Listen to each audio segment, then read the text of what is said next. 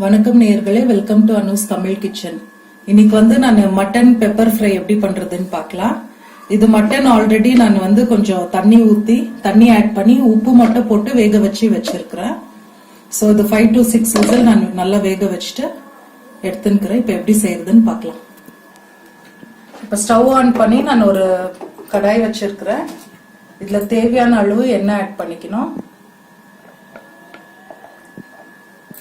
எண்ணெய் நல்லா ஹீட் ஆனதும் இப்ப எண்ணெய் சூடாயிடுச்சு. இப்ப நம்ம பட்டை, 2 லவங்கம், ஒரு ஏலக்காய் போடுறேன். நெக்ஸ்ட் நீளமா கட் பண்ணி வச்சிருக்கிற வெங்காயம்,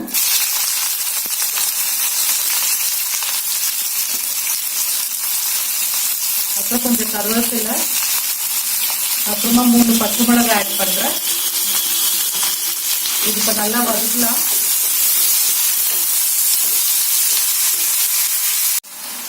இந்த வெங்காயம் இப்படி பாதி வதங்கும் போது 1 ஸ்பூன் இஞ்சி பூண்டு பேஸ்ட் போட்டுக்கணும். இது நல்லா ப்ரௌன் ஆகிற வரைக்கும் நல்லா வதக்கணும்.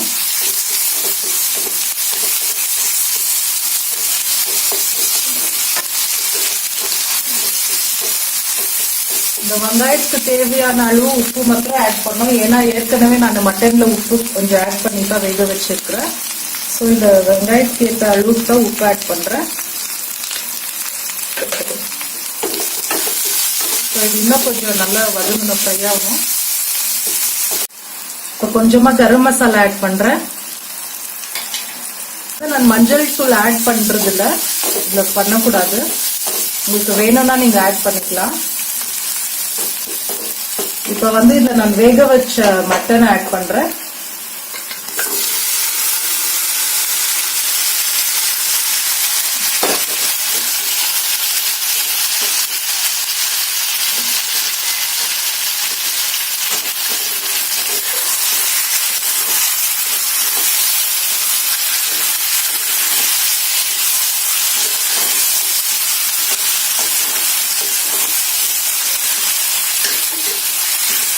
இதுல உங்களுக்கு தேவையான அளவு பெப்பர் பவுடர் போடணும்.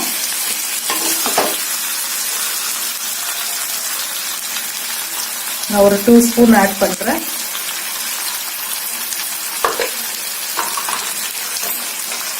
அப்புறமா ஒரு 1/2 லெமன் பிழிறேன்.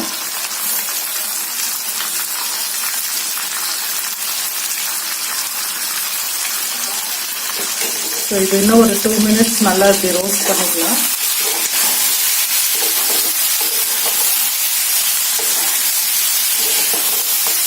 இப்ப இது ரெடி ஆயிடுச்சு. லைட்டா கொத்தமல்லி தூவிக்கலாம்.